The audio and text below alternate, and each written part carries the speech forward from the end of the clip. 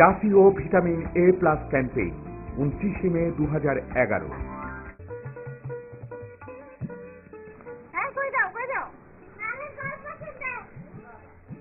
তোমরা সকলে ভালো আছো তো?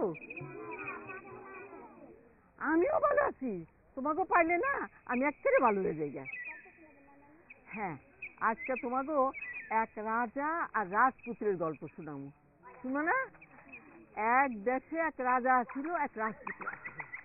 রাজা যেমন ভালো মানুষ ছিল, আর রাজপুত্র একেবারে চাঁদের মতো ফুটফুটা সুন্দর। হঠাৎ করে একদিন এক দুষ্টু জাদুকর ওই দেশে এসে হাজির হয়ে গেলেন।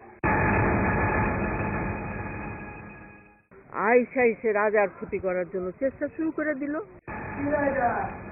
সুখ স্বাচ্ছন্দ্য, আমি এই রাজাকে অসুখী করবো।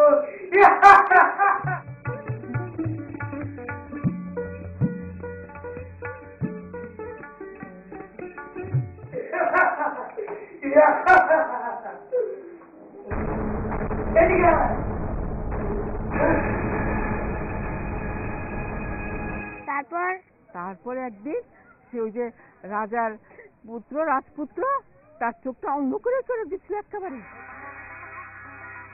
ছোট ছোট সাপ পেটের মধ্যে ঢুকে দিছে। হ্যাঁ,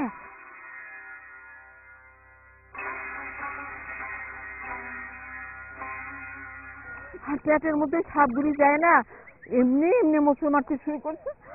রাজপুত্র দিয়েছে। তারপর কি হইলো নানি? তুমি কখন আসছো? এই তো নানি, অনেকক্ষণ তোমার গল্প শুনতেছিলাম। নানি, ছোটবেলায় এই গল্প তুমি আমাকে কত শুনাইছো, কিন্তু তোমার এই গল্পের কিন্তু অন্য একটা ব্যাখ্যা আছে নানি। কি ব্যাখ্যা? এই যে তুমি কইলা জাদু মন্ত্র দিছিল, আসলে এটা জাদু মন্ত্র না, রাজপুত্রের চোখ ভিটামিন এর অভাবে অন্ধ হয়ে গেছিল।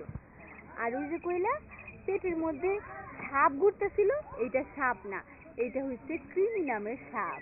এইভাবে তো ভাবতে দেখি নাই। ভাবতে হইব নানি। আগামী 29 মে রবিবার 1 থেকে 5 বছরের শিশুরে ভিটামিন এ ক্যাপসুল খাওয়াইতে হইব, আর 2 থেকে 5 বছরের শিশুরে কৃমিনাশক ট্যাবলেট খাওয়াইতে হইব।